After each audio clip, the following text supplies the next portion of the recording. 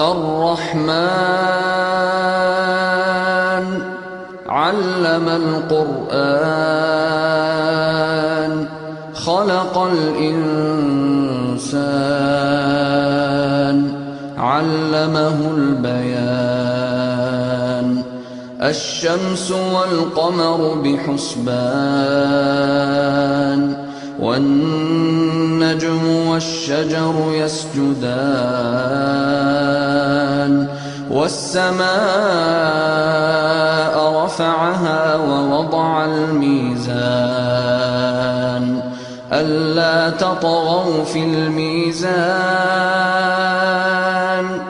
وأقيموا الوزن بالقسط ولا تخسروا الميزان